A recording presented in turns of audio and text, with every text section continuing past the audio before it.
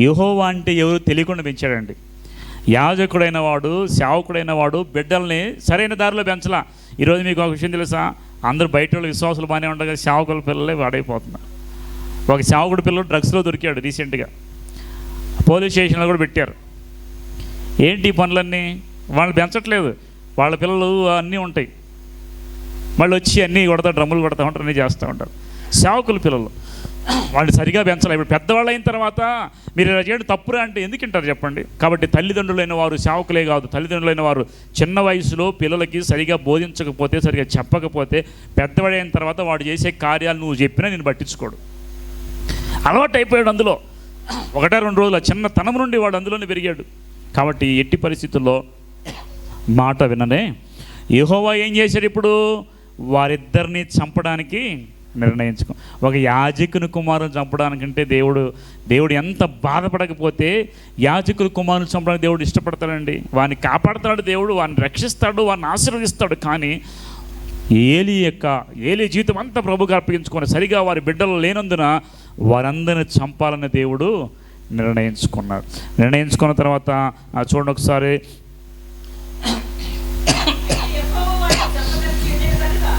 మరి 2 వినకపోయిరి.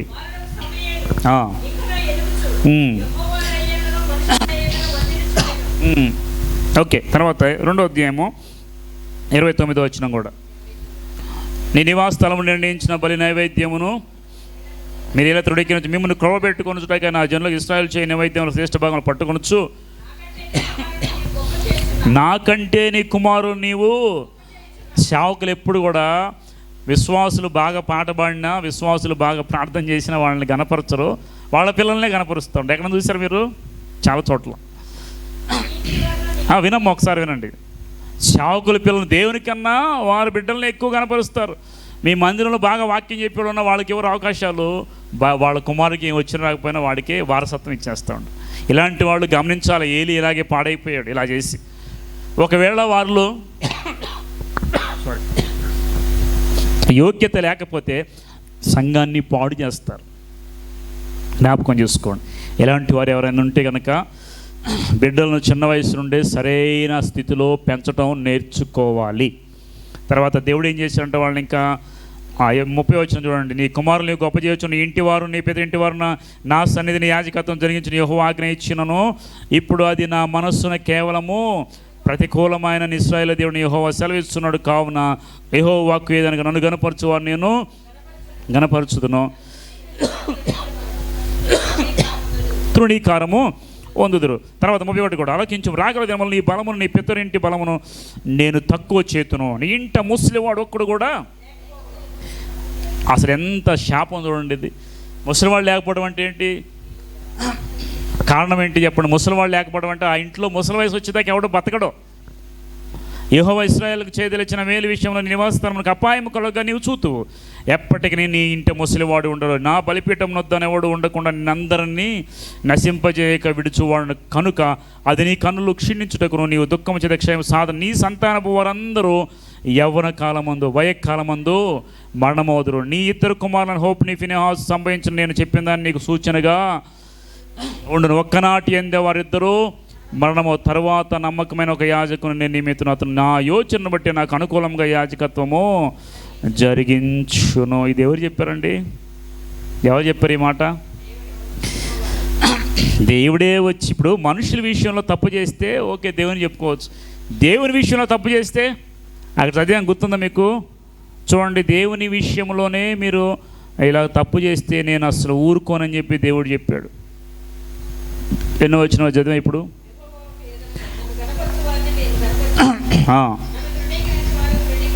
తృణీకారం పొందుదురు.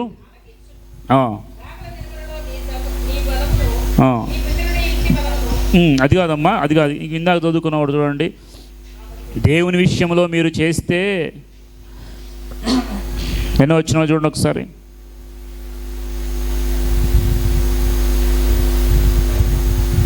కనుక యెహోవా ఇశ్రాయేలు చేతుల విషయంలో 28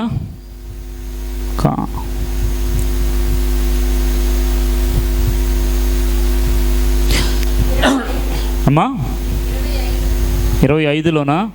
ఓకే 25 మన కింద చూస్తున్నాం. నరునికి నరుడు తప్పు చేసినట్ల దేవుడు విమర్శ చేయను కానీ ఎవరైనా యెహోవా విషయంలో పాపం చేసినట్ల వాని కొరకు ఎవడు విజ్ఞాపన? యెహోవా విషయంలో పాపం చేస్తే మీకోసం విజ్ఞాపన ఎవరైనా చేస్తారా? కాబట్టి గుర్తుపెట్టుకోండి, మరలా చెప్తున్నా, మీరు క్షేమంగా ఉండాలంటే, మీ కుటుంబం క్షేమంగా ఉండాలంటే దేవుని విషయాల్లో, దేవుని మందిరాల్లో ఎప్పుడూ ఎలాంటి తప్పు మనము తెలిసి చేయకూడదు. ఒక నోటి మాటతో కూడా మాట్లాడకూడదు. ఏమైపోయాడు? ఏలీ నిమిత్తమే కుమారులను పోగొట్టుకున్నాడు. దేవుడు చెప్పాడు, ఇదిగో ఒక్క రోజులోనే నీ కుమారులిద్దరు చచ్చిపోతారు, నీ కుమారులో నీ వంశములో. దేవుడు ఏలీ యాజకత్వాన్ని వరుసనే వాళ్ళందరికీ లేవి వంశస్థులకు ఇస్తే దాన్ని పోగొట్టుకున్నాడు. అహరోను జరిగించాడు బాగా. అహరోను కుమారుడు ఎలియాజరు వీళ్ళందరూ బాగానే జరిగించారు. 4వ కుమారుడు ఏతామారు కుమారుడు అంటారు. ఏలీ కుటుంబంలోకి వచ్చేసరికి ఏలీ కుమారులు అంతా పోగొట్టుకొని నశించిపోయారు.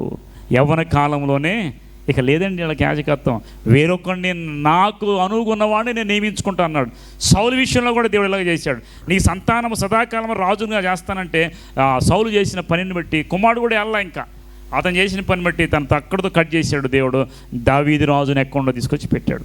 నేను ఒక విషయం చెబుతున్నా, దేవుడు ఏర్పాటు చేసుకున్నా, నువ్వు మంచి పాట పాడినా, చక్కగా వాక్యం చెప్పినా, ఎలాంటి వాడవైనా, ఎలాంటి స్థితిలో ఉన్నా, నీకు ఇచ్చింది పోగొట్టుకుంటే దేవుడు నీ దాన్ని తీసి ఇంకోటికి ఇచ్చేస్తాడు. ఎవరైనా గుర్తుపెట్టి తలాంతులు ఏదైనా తలాంతుల విషయంలో మనం దేవునితో చక్కగా మనం స్టడీగా ఉండాలి, లేదంటే మనం పోగొట్టుకుంటాం. తర్వాత నేను ముగించేస్తున్నాను, ఇంకా తర్వాత చూద్దాము. 3వ అధ్యాయం 12 వచ్చిన చూడండి. 3:12 దేవుడు సమూయేలుని పిలుస్తాడు కదా. పిలిచిన తర్వాత చెప్తాడు 12, ఆ దినం ఏలీ యొక్క ఇంటి గురించి నేను చెప్పినంత వారి మీదకి రప్పింతును, దాని చేయ మొదలుపెట్టి దాన్ని ముగింతును. తమ కుమారులు తాము శాపగ్రస్తులుగా చేసుకొనిచున్నారని తాను ఎరిగి వారిని అడ్డగించలేదు. తండ్రి అనేవాడు పిల్లలు పాపం చేస్తున్నా, వినండి ఒకసారి, తల్లిదండ్రి పిల్లలు పాపం చేస్తున్నా, పిల్లలు దేవుని మందిరంలో అక్రమంగా ప్రవర్తిస్తున్నా అన్నీ తెలిసి దేవుడు చెప్పాడు, నీ బిడ్డలు నీ చేస్తానంటే అప్పుడైనా కానీ మందలించాలిగా. ఏలి శాపగ్రస్తులు చేసుకొనిచున్నారు, తాను ఎరిగి వారిని అడ్డగించలేదు. తండ్రి శాపము, తండ్రి చేసిన తప్పు పిల్లల్ని ఏం చేసింది? పాపం వైపు. కనుక అతను నిత్యమైన శిక్ష వింతునని నేను అతనికి తెలియజేయుచున్నాను. కాబట్టి ఏలి ఇంటి వారి దోషమును బలి చేత నైవేద్యం ఎన్నటికీ ప్రాయశ్చిత్తం చేయబడదబ్బా. ఇది మరీ దారుణం అండి. అర్థమవుతుందా మీకు? బలి చేత నైవేద్యం చేత ప్రాయశ్చిత్తం రాదు. వాళ్ళు చేసిన తప్పుకి వీళ్ళు వచ్చి బలి అర్పించిన ఆ రోజు అంతే కదా, పాపం చేస్తే బలి అర్పించేవాళ్ళు. వీళ్ళు వచ్చి ప్రభు మరి తప్పు అయిపోయింది అని బలి అర్పించినా ఇక వాళ్ళకి ప్రాయశ్చిత్తం లేదంట. చాలా దారుణం కదా. ఆయన బలి చేసినా, ప్రాయశ్చిత్త పడినా, క్షమాపణ అడిగినా ఇంకా కుటుంబానికి క్షమాపణ అనేది లేనే. ఎంత దారుణమైన స్థితి ఎందుకు వచ్చింది? ఏలికి అన్నీ తెలిసి కుమారుల్ని గద్దించకుండా విడిచిపెట్టేశాడు. ఈరోజు మీరు కూడా చూడండి, మీ బిడ్డలు ఎవరైనా తెలిసి ఏం చేస్తున్నారు, ఏముందిలే పిల్లలే అటా చేయాలి ఇట్లా చేయాలి నేర్పించకండి. రేపు పెద్దవాడైనప్పుడు వాడు నష్టపోయాడంటే దానికి కారణం ఎవరవుతారు? తల్లిదండ్రులే. కాబట్టి బిడ్డలను సరైన రీతిలో పెంచండి. కష్టమైన వారిని ఒక దెబ్బ కొట్టి నేర్పించండి. దేవుడు వారిని ఆశీర్వదిస్తాడు. వారిని మనం వెనకేసుకొచ్చి వారిని ఇష్టానుసారంగా పెంచారు. రేపు వాళ్ళు పెద్దవాళ్ళు పాడైపోతే యవన కాలంలో చచ్చిపోదానికి కారణము తల్లిదండ్రులే అవుతారు. ఈ సమూయేలుకి చెప్పాడు దేవుడు, వాళ్ళని చేసినంత చేస్తాడు. అప్పుడు సమూయేలు అంటాడు, దేవునితో ఏం మాట్లాడి చెప్పు అంటే, నాతో నువ్వు చెప్పకపోతే 200 కిడ్నీ మీదకి వస్తానే అని అంటాడు. వెంటనే సమూయేలు ఏం చేస్తాడు?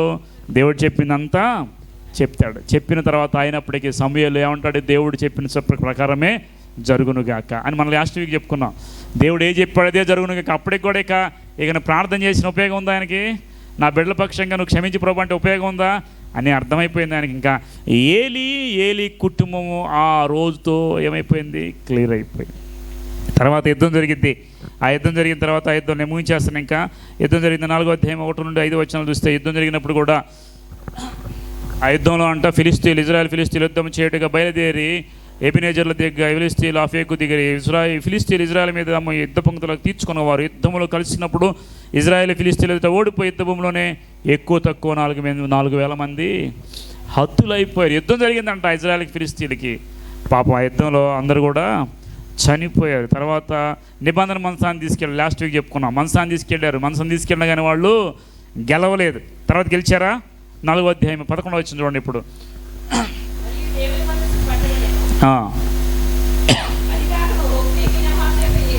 అదిగాక ఓఫ్ని ఫినెహాసును ఏలి యొక్క 2 కుమారులను హతులైపోయారు. 10వ వచనం చూస్తే ఫిలిష్తీయులు యుద్ధం చేయక ఇశ్రాయేలు ఓడిపోయి అందరూ తమ డేరాలకు పరిగెత్తారు. అప్పుడు అత్యధికమైన వధ జరిగెను. ఇశ్రాయేల్లో 30,000 కాల్బలము, ఒక్క రోజులో 30,000 మంది చచ్చిపోయారు. చనిపోయిన తర్వాత మరియు దేవుని మందసాన్ని పట్టుకున్నారు వాళ్ళు. అదిగాక హోఫ్ని, ఫినెహాసును, ఏలి యొక్క 2 కుమారులు చంపి పడేశారండి. దేవుడు ఏమన్నాడు? 2 కుమారులు ఒక్కరోజే తీసేసాడు లేదా దేవుడు? 2 కుమారులు ఒక్క దినాన్నే చచ్చిపోయి. ఈ వార్త అంట తర్వాత ఏలీకి తీసుకొని 17వ వచనం, అందుకు అతడు ఇశ్రాయేలు ఫిలిష్తీయుల మీద నిలవలేకపోయారు, జనులలో అనేకులు హతులైరు, హోఫ్ని, ఫినెహాసును 2 కుమారులు మృతులైరి, మరియు దేవుని మనసు పట్టబడని చెప్పి ఆ ఏలీకి ఒక వ్యక్తి, ఏలీకి అప్పుడు వయసు చూడండి 14-15 చూడండి. ఏలియా కేక విని ఈ గల్లత్తు ఏమని అడగగా ఆ మనుష్యుడు త్వరగా వచ్చి ఏలీతో సంగతి తెలియజేసిన. ఏలీ 98 సంవత్సరాలండి. ఇంత వృద్ధిలో చూడండి, 98 ఏండ్ల వాడేయండి. అతని దృష్టి మందగిలినందున అతని కండ్లు కానరాకుండాను. ఆ మనుష్యుడు యుద్ధంలోంచి వచ్చినవాడు నేను యుద్ధంలో నుండి పరిగెత్తి వచ్చేదని ఏలీతో అనగా అతను, నాయన అక్కడ ఏమి జరిగిందని అడిగాను. అందుకు అతడు ఇశ్రాయేలీయులు ఫిలిష్తీయుల ముందర నిలవలేక పారిపోయారు, జనులలో అనేకులు హతులైరు, హోఫ్ని, ఫినెహాసును 2 కుమారులు మృతులు, మరియు దేవుని మందసం పట్టబడని చెప్పిన. దేవుని మందసం మాట అతడు పలుకగానే ఏలీ ద్వారం దగ్గర ఉన్న పీఠం మీద వెనకపడి మెడ విరిగి చనిపోయిన. ఏలైనగా అతడు వృద్ధుడే బహు స్థూల దేహి అయి ఉండి అతను 40 సంవత్సరం ఇశ్రాయేలుకు న్యాయం తీర్చెను. ఇదొక్కట విషయం నుంచి ముగించేసి చూడండి. యుద్ధం జరిగింది, 30,000 మంది చచ్చిపోయారు. వారిలో ఒక అతను ఏలీ దగ్గర పరిగెత్తుకొచ్చాడు. అప్పటికి ఏలీ 98 ఏళ్ళు వచ్చినాయి. ఇంకా 2 ఏళ్ళు అయితే 100 కొట్టేవాడు. కానీ వచ్చిన తర్వాత బతికేవాడే. కానీ వచ్చిన తర్వాత ఏం జరిగింది నాయన, ఏంటి కేకలంటే, అయ్యా యుద్ధం చేసి అందరూ చచ్చిపోయారు, నీ కుమారులైన 2 హోఫ్ని, ఫినెహాసు కూడా మృతులైపోయారు. దీనికి కూడా పెద్దగా బాధపడాలి నాకు తెలిసి ఏలీ. ఎప్పుడైతే దేవుని మందసం పట్టబడిందని విన్నాడు, దేవుడు అంటే ప్రేమ, ఆయనకి యాజకత్వం చేశాడు.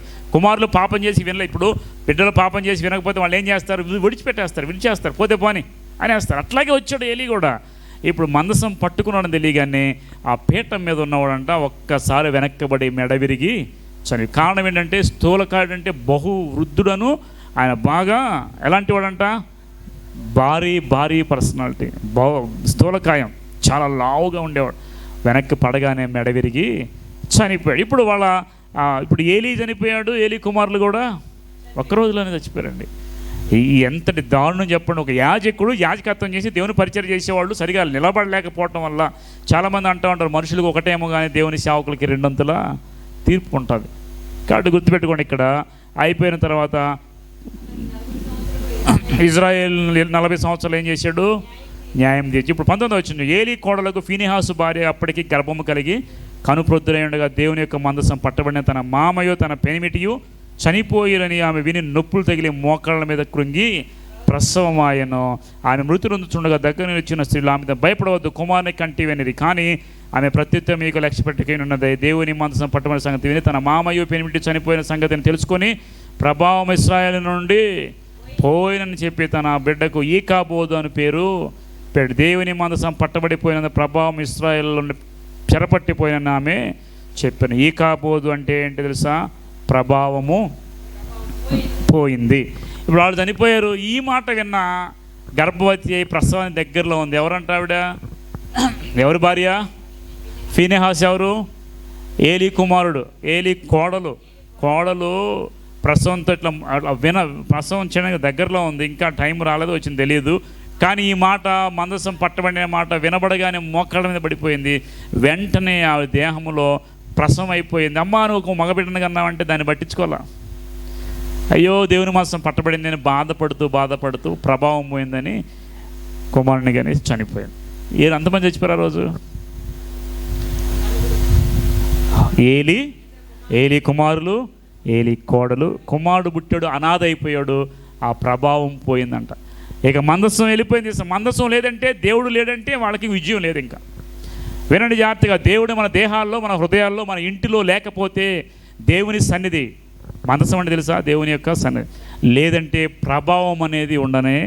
మనం బ్రతుకుతున్నామంటే మన ఇంట్లో ప్రార్థన లేకపోతే, దేవుని సన్నిధి లేకపోతే బ్రతుకుతున్నారు అంతే. మీరు బాగానే బతుకుతున్నారు, బాగానే ఉంటారు, తింటారు, బతుకుతారు. కానీ దేవుని యొక్క సన్నిధి మీ గృహాల్లో మీతో ఉండనే కాబట్టి ఆ రోజు అందరూ చచ్చిపోయారు. ఒక కుమారుడు పుట్టాడు, వాడు కూడా ప్రభావం లేకుండా పుట్టాడు.